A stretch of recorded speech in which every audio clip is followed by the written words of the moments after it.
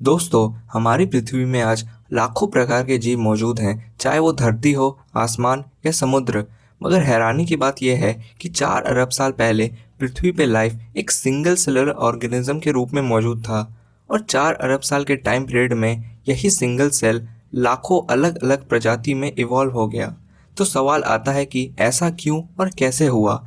आखिर ऐसी क्या वजह थी जिससे एक मामूली सा सिंगल सेलुलर ऑर्गेनिज्म आज इतने भिन्न भिन्न जीवों में बदल गया? तो आइए जानते हैं एवोल्यूशन के बारे में कि एवोल्यूशन आखिर क्या है और ये क्यों होता है। दोस्तों, एवोल्यूशन वो प्रक्रिया है जो डिसाइड करती है कि किसी पर्टिकुलर एनवायरनमेंट में कोई जीव जिंदा रह सकता है या नहीं। एवोल्यूशन ही वो चीज़ है जिसने एक सिंगल सेल को आज लाखों अलग अलग प्रजाति के जीवों में बदल दिया।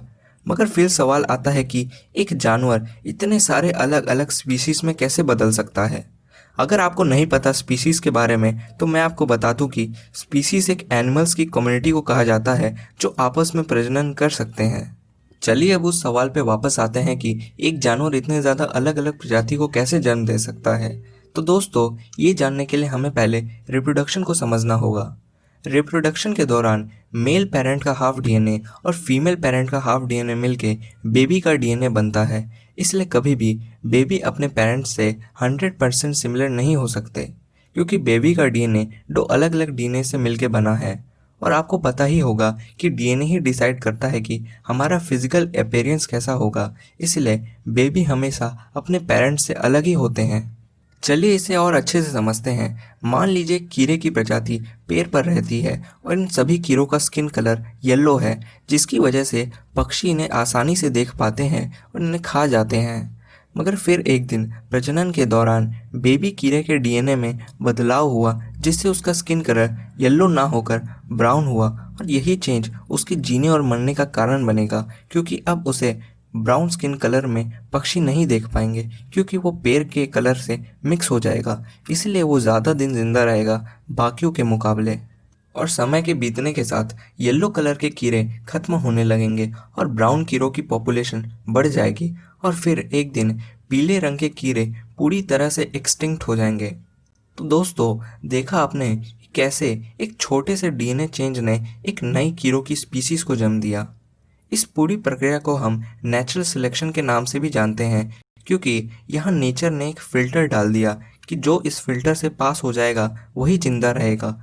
पीले रंग के कीड़े इस फिल्टर से पास नहीं हो पाए, इसलिए वो एक्सटिंक्ट हो गए। नेचर हमेशा चेंजेस और वैरायटी को फेवर करती है, यानी पेरेंट और चाइल्ड हूबहू सेम नहीं हो सकते। उनमें चेंजेस होना ज़रूरी है उनके स्पीशीज़ के जिंदा रहने के लिए। आपने देखा होगा आम भालू के मुकाबले बर्फीले भालुओं की स्किन वाइट होती है, बिल्कुल उनके एनवायरनमेंट यानी बर्फ के कलर जैसा। तो दोस्तों, ये एवोल्यूशन का ही खेल है और सिर्फ भालू ही नहीं, बर्फीले लोमड़ी और खरगोश भी पूरी तरह से वाइट कलर के होते हैं, जिससे उन्हें शिकारियों से छुपने में काफ़ी मदद मिलती है। दोस्तों, हम इंसान भी लाखों साल के एवोल्यूशन के ही प्रोडक्ट हैं।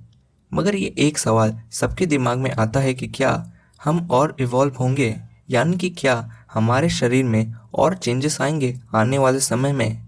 तो फिलहाल तो ऐसा नहीं होने वाला, क्योंकि हम अपने एनवायरनमेंट में जीने के लिए परफेक्ट हैं और हमें किसी खास चीज़ से खतरा भी नहीं है। हाँ, अगर हम फ्यूचर में किसी दूसरे प्लैनेट पे चले गए जैसे मार्स, तब हाई पॉसिबिलिटी बनती है हमारे शरीर में कुछ चेंजेस आने की, क्योंकि मार्स पृथ्वी से काफ़ी अलग है और मार्स पे रहने के लिए हमारे शरीर को उसके वातावरण के हिसाब से ढलना होगा।